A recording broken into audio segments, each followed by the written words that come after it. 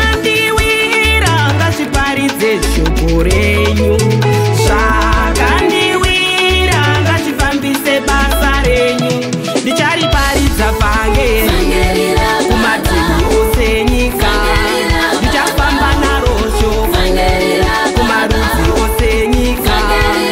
Mubato wamakandipa Jesu ngandiite nekufa, mubato wamakandipa Jesu ngandiite nekufa. Ngandimanye murwendo rwangu ndichitungamirwa nemi, ngandifambe murwendo rwangu ndichiperekedzwa nemi. Kurarama kwangu ndiJesu akandiponesa, kufara kudai ndiJesu akandisunungura, kutamba kudai ndiJesu akandipa rugare, kuimba kudai ndiJesu akandigadza chipo ichi. Ndichariparidza vhangeri nyika inova chishoro, ndichamhanya naro shoko kama vachikarama, ndichashumira vhangeri nyika inova chishoro, ndichafamba naro shoko kama vachikarama. Basa ramakandipa Jesu ndisaite kuda kwevanhu, basa ramakandipa Jesu ndisaite kuda kwevanhu.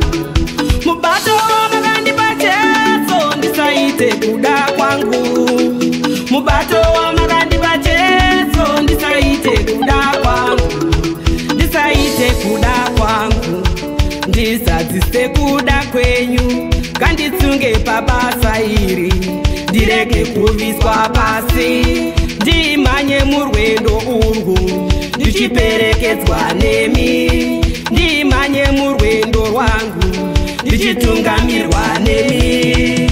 Kurarama kwangu ndiJesu akandiponesa, kufara kudai ndiJesu akandisunungura, kutamba kudai ndiJesu akandipa rugare, kuimba kudai ndiJesu akandigadza chipo ichi.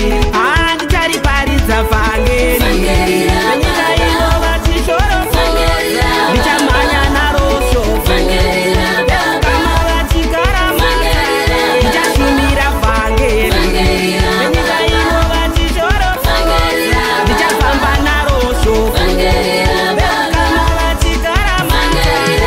Pavanondirangera mashoko Mwari vai muromo wangu, pavanondirongera mashoko Mwari vai muromo wangu, pavanoda kundidzivisa isai nzira mberi kwangu, pavanoda kundidzivisa isai nzira mberi kwangu.